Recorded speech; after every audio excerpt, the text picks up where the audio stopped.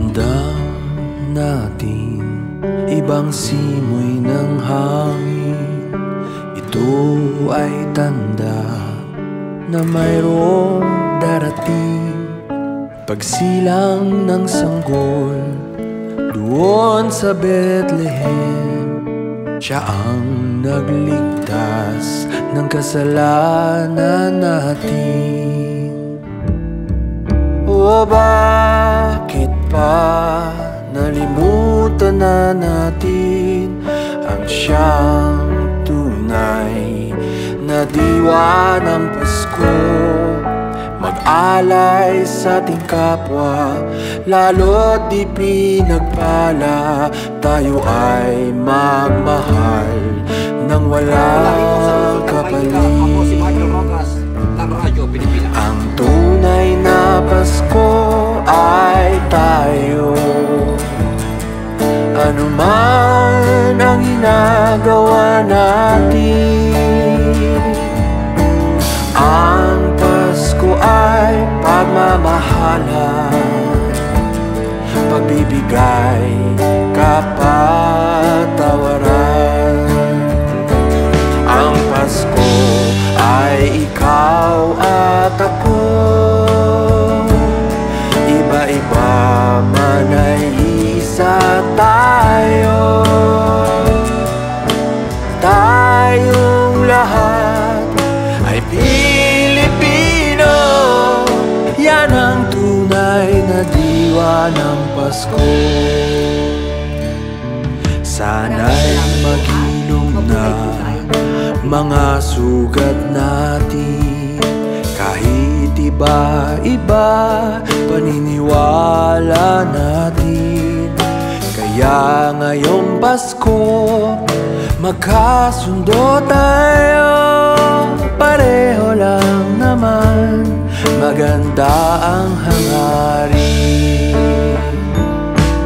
Ang tunay na Pasko ay tayo.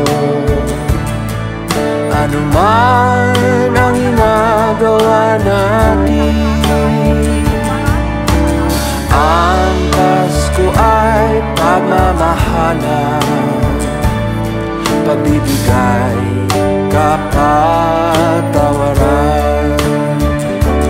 Ang Pasko ay ikaw at ako. Iba-iba man ay isa tayo. Tayong lahat ay Pilipino. Yan ang tunay na diwa ng Pasko. Ang tunay na Pasko ay tayo.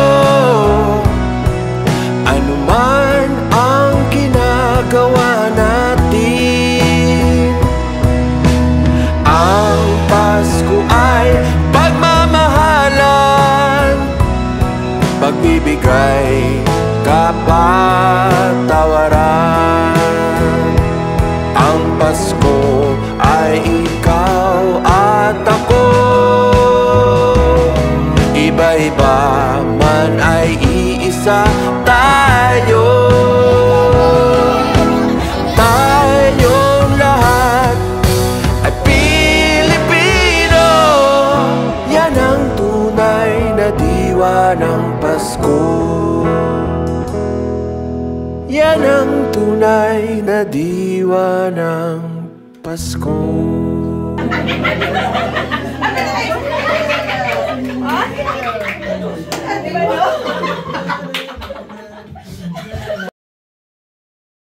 Yes, mga ikalamay, hapon ka na itong tanan o welcome din sa itong panaguban sa itong tuluman ng tambayan sa Radyo Pilipinas. Kauban niyo Armando Fenekita, mga ikala. Anyways, mga ikala, kamusta mong tanan diha karon no? Sa kaadlaw na lang gid no bago ugma, mga ikala, no? 24 na gid no. Kano mga ikala? Christmas Eve na gid mga katambayan no. Kamusta mo diha no? Ugma no? Butaw di sa atong kalendaryo pula, no? So meaning special non-working holiday ugma, mga igala. Alam sa mga nay holiday, no? Sana all. Anyways, mga igala, Ano yan, kita karoon na para maghisgot o tambayan na to. Ito mga hisgotanan man sa itong palibot, mga katambayan. No? Anyways, mga katambayan, itong mga malls karoon, no? Double time, overtime, sila karoon may galon sa midnight sale. Aron nga, maapod tanan. Kasi magreklamo nga, traffic down tanan daw, no? So, ni buhat ang mga malls may galon, sila yung mga late night, no? Closing, no? Ang SM na nasa alas 2, mga galon, no? 23. Alas 12. Alas 11 na sila kutob, no? Ang gym mall mga igala, sa kung pagkabalo, hantod sila alas 12, till midnight sila, midnight sale sila. No? Aron makita tong mga nagapamalit o kanang mga pinaskuhan ba, no? Kasi reklamo, kasi maadlaw mo mga katambayan, grabe ka-traffic ang atoang kwan, grabe ka-traffic ang Davao, no? Mamalit daw pinaskuhan, pag uli daw, Pasko na. Oh, grabe naman. Grabe naman yan.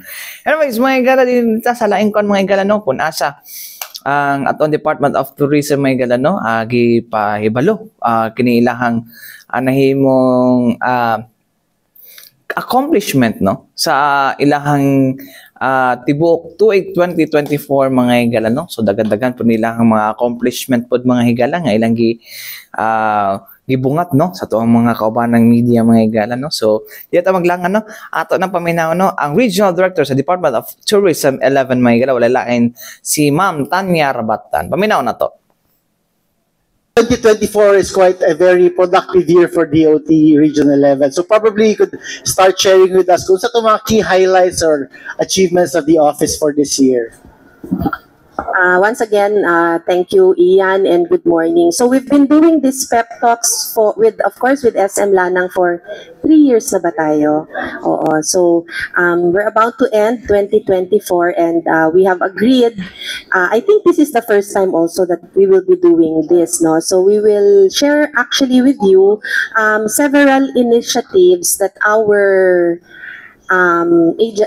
office has undertaken for 2024. These are just the highlights actually, kasi baka matagalan tayo pag i-share natin lahat, but let me please start by, on the screen you can see all our existing current domestic connections, no, flying in and out Davao City. So ito na lahat yung ating mga connections, and we're very thankful na most of them are back, no, since the pre-pandemic time, and there are actually new routes. Quickly, we'll also share our existing international routes. So we have Singapore.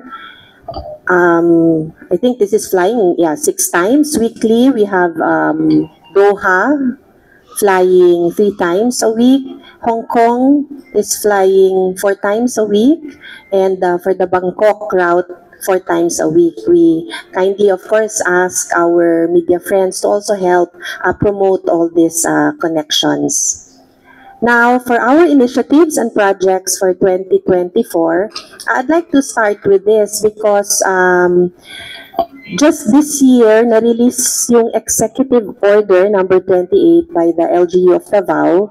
It's actually an order creating and establishing the Air Service Development Committee in Davao City. This is really very relevant because, by the way, members of this committee are coming from several key national agencies, the LGU, and public, no, private partners as well. We will be working together to help promote the routes I've just flashed on the screen earlier, and we will also be working hopefully to establish also new routes.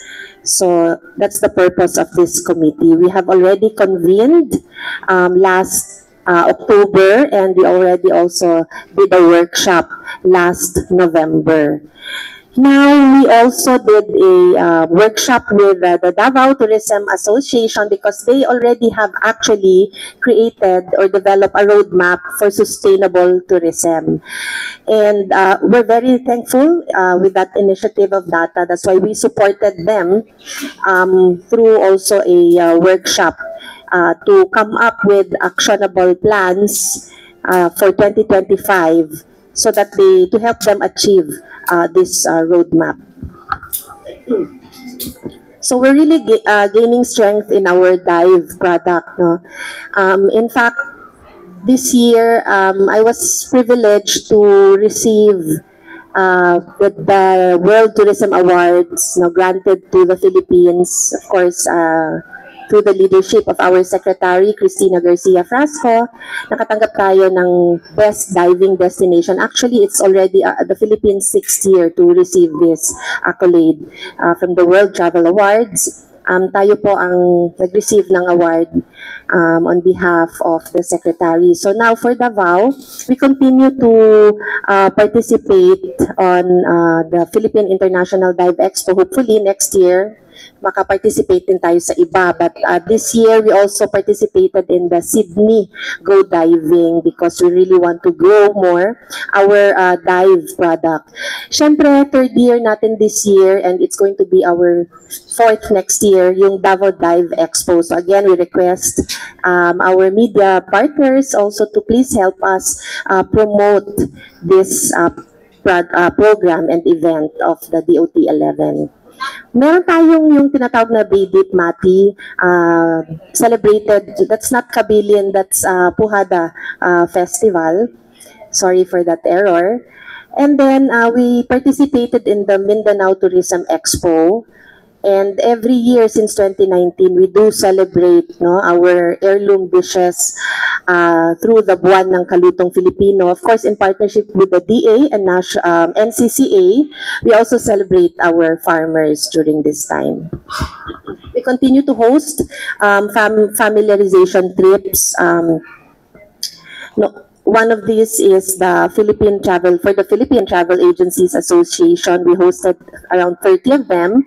We took them to Davao Oriental. We have a very nice circuit in Davao Oriental and they only have very good words to say after the fam trip. Of course, we did host several Singapore travel agents. This is, of course, a result from our the roadshow we did in Singapore last 2023. So several agents came here and we took them around. Sikat was actually the one who took them around Samal and Davao City, and of course Davao de Oro. And then we participated in the Go Philippines in Singapore. We continue to, of course, we launched the Davao Adventure Challenge. Later, Kat will give a report on this. Just last April, and this is supposed to run for 1 year.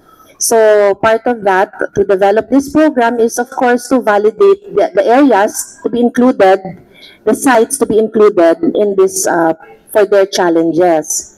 I think kasama natin dito yung mga winners din natin. So later we will also introduce them to you. We also did develop the MICE guidebook. Actually, ito na yung pinaka-guidebook natin. And actually, a lot of partners appreciated this because it really features all the key attractions, activities, our festivals here in Davao region. So actually, we can share this with you. We have a digital copy, so we can share this with you. So we did a roadshow in Australia last September. A very successful one, and as a result of that, binisitahan na rin tayo ng agent based in Australia, and we really hope to build the Australian markets. And syempre ang key mandate ng DOT is on training, so we do a lot of trainings all throughout every year. So these are just highlights of the trainings that we did in 2024. I'm not gonna mention each one of them anymore. Next slide. And of course, we want to build also the halal tourism. So it's also part of the training that we do. And of course, key mandate of the DOT is also on accreditation and standards. So these are the activities we do, the key activities, only the highlights. But of course, we do so much more, so many more. And these are the efforts done by our accreditation team. Next slide. So I guess that's the end of my presentation.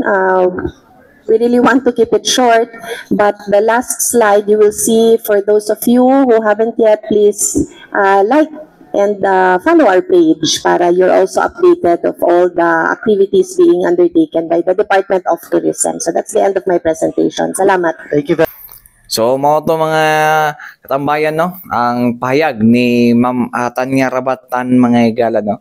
So, ato isa sa mga kuno is na nadugang ng mga international direct flights, mga higala, no? Sa international area, mga higala. Isa na dira ang Thailand, mga higala. And I think Hong Kong, no? From Cebu Pacific. Kung wala ko nagkamali, mga higala, no? So, hopefully, madugangan, no?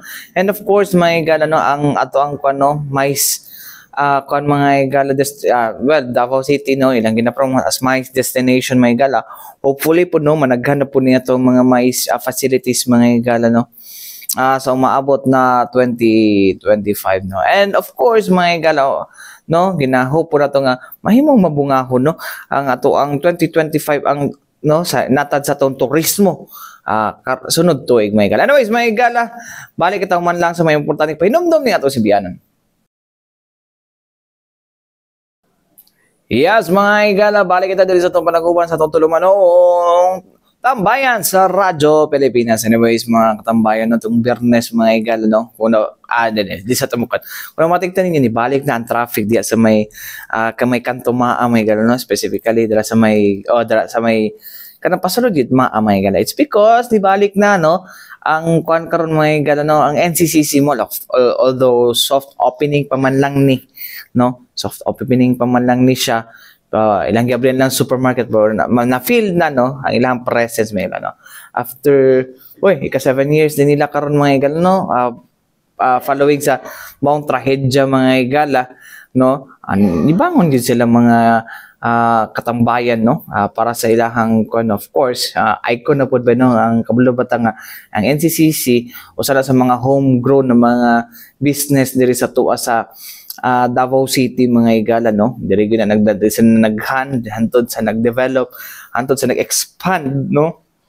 Diri na gina sila sa kwan, no. So well, daghan-daghan pud og mga ma-employee pud, mga higala, no, sa pagbalik nila diha sa maong lugar, no. Diha mismo sa may Kantumaan, no? But anyways, mga katambayan, no, ato ang paminaw, no, ang nahimong interview nato, no, with the Davao Media, mga higala, no, sa tag-iya, mga higala, no, nga si Sir Lafayette Lim, no, Sir Lafayette Lim, mga higala, no, regarding sa kung pila mga employee ani og uban pa. Anyways, mga katambayan, paminaw nato, mga higala, no, ang CEO sa NCCC Group of Companies, mga higala, nga si Sir Lafayette Lim. Ilan bang mga personnel ang ma-employ dito sa bagong dito? Around 4, as of last count, mga 4 to 6. Ano pa lang, it's already supermarket pa lang kasi. But the entire mall, when it will all be open, around mga 600 plus. Sa mall na po? Sa mall na po. For now, sa supermarket, there's about 300. Is this bigger than VP? I think it's about the same size. The previous supermarket was a bit bigger, but since lumiit yung mall dahil sa setback because of sa pina-setback kasi kami, kaya lumiit yung mall. So in general, lumiit din konti yung supermarket. But it's about as big as VP. After the supermarket, what's next? What's next? Well, hopefully the food tenants, actually they wanted to open also, pero we had to focus on the supermarket kasi very tight yung time. So eventually the food tenants will open and then the other tenants in the second and third floor, hopefully by second quarter next year. So ilang percent na po ang whole mall, sir? Ang na-lease out? Construction. Actually, if you think about it, it's almost done.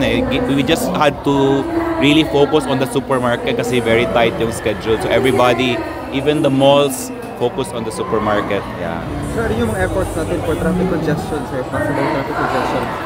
We're always in coordination with the city, and yung if you look at this mall, sa likod may daanan.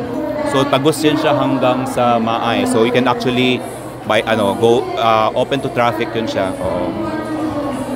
After the supermarket, with the opening of the supermarket, what does it signify? Sorry? With the opening of the supermarket, what does it signify? Oh my gosh. That's a long story. 7, di ba? You know what happened 7 years ago, and that incident was really a huge tragedy for us, and we are suffering from that even until now. Nila lang sabihin yan. Anyway, but it was so difficult talaga all these years, and of course because of the deaths, it will forever be a burden on our hearts talaga yung nangyari sa mall na yun. But of course we have to move forward, di ba? And hopefully that's why in one of my latest FB posts I said this is the end and the beginning, di ba? So this is the end of all of the hardships that came out of our loss for that mall. That was a huge loss. Kasi of course, when you look at the social media, a lot of people think now they say bad things about what happened, di ba? But that was a huge loss. If you remember that time, 23, the previous night, grabe yung flooding, di ba? So a lot of our staff were not only busy filling up this mall because it's Christmas, they were busy doing relief goods and everything kasi maraming nabahaan eh. Even yung especially yung mga employees namin, yun ang first na niresponda namin. So it was a very difficult loss for us. But then it's the end of all that and hope it's a beginning of something new for us to really, after 7 years, finally we can say now we can start soaring again. The Dep store, when is the target date for? Oh, Dep store will be still sometime next year, baka second quarter pa. Oh. So next year yung full-blown talaga? Yes, we're gonna have, of course, the mall will have its own opening. Kasi ngayon supermarket lang, opening lang. We really want to finish it this year. Kasi a lot of work has been done na, and we already committed na we'll open in December. Yun. So we really want to make sure na the supermarket opens in December. The supermarket, meron bang para imported goods and how many percent? Yes, oo. It's not as big as the previous mall. Grabe yung imported section last year, yung previous mall eh. But there's still a few. Mayroon pa rin imported section. Sir, ano yung efforts din natin, sir, for job opportunities, employments dito sa mall? Well, of course, aside from the new jobs from the supermarket and then the malls, of course, the department store and Hardware Max, everything, all of our NBUs alone, and if of course the back offices need more staff din. So yes po, this will have more opportunities, and of course after this year we can start because we have been very slow in our expansion lately, diba? Yung mga smaller branches, but after this we can already consider our other expansions, especially our the other big and small expansions we have. Ilang years ang master plan nga dito, sir? Ay, ito? Well, The whole small? Naku, kailang. This master plan of the whole development, including prior to 2017, this mall already has a renovation plan. It was gonna be renovated. There are plans na talaga ready for renovating kasi, di ba, dapat sa likod may malaking parking. It's supposed to be may 2 towers itatayo doon. So the renovation of the mall was supposed to connect to that tower. So since the 2017 happened, we had to hindi na renovation na nangyari. We had to build new plans. Actually, we were ready already about a year or 2 after, but well, the pandemic happened and delayed. Naging 7 years long ang delay. And of course, construction costs have skyrocketed since pre-pandemic. And of course, that's one of the biggest contributors bakit na-slow down yung... Kasi diba, ang target supposedly the whole mall will open by this month sana, but na-slow down konti kasi medyo, because of the construction issues. It's supposed to be by 2 towers, meaning... Meron pa rin po yun. But yun nga, I guess because of the pandemic na medyo na-delay yung plans for that. Kasi hindi kami ang magbibuild ng tower. Yes. Wait for further announcement na lang kasi I cannot speak for them. Yeah. About the pricing, sir, what's the difference? Pricing is the same. As if you've noticed, but when you say NC Supermarket, it's the same everywhere, all across. Whether yung old supermarket, new supermarket, and yun. And you notice naman, di ba, na when you look at Main, there's the pricing ng supermarket, and then when we opened mall, the first mall, noong 2003, although mas maganda siya, mas malaki, the pricing is the same. When we opened Buhangin, na mas maganda palalo, it's still the same. Repeat, still the same. Ang nag-different lang ng pricing yung Choice Smart, di ba, for convenience, smaller, but our pricing is the same po. Sir, how safe the shoppers para pag mag-shop sila sa supermarket, considering na other parts of the mall is still under construction? We've been very, very strict with the, and our contractor is very strict. Kaya if you see, naka-board up na, separated talaga yung mall, hindi siya makita. But it's done na, nag-top up na kami. So, it's very safe po. We made sure of that, and the city made sure of that. When the Bureau of Fire went here and the OCBO went here, they made sure na we are ready for opening.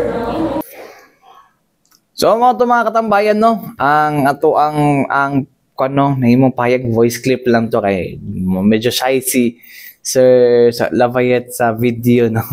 But anyways, mga katambayan, no, hopefully, no, mahimong mabungahon ang ato ang Pasko, no, ugma. Oh, well, broadcast pa mong pod ko ugma, no. May mga bungahon na to ang Pasko, mga igala, no, kay tungod lagi, no, malipayo, no, na mayon sigingon nga di daw nila feel ang Pasko daw, no. So anyways, no, kaya lang lagi mo, kuan lang makabangon lang lagi mo, no, basta kuan lang napakabili lang pud og pagpaningkamot, no. Ayun ang pagpaningkamot og utang, kay okay nang mangutang po siguro para mo-solve niyo mong laing problema. Pero, ayaw din mo pagpangutang para ilipay-lipay lang tawon. Utangon na ninyo para masolve niyo problema or maka-create mo kung sa babana nga kwadihan, no? So, anyways, mga katambayan, wala tayong oras, sa ngalan sa Tibok Pwersa, sa XRP Radyo Pilipinas Davao, ako Kauban Armando Feniquito. Alang sa tambayan sa Radyo Pilipinas, daghang salamat og mayong hapon ang pinta kanunay og musunod na ang balitang pambansa.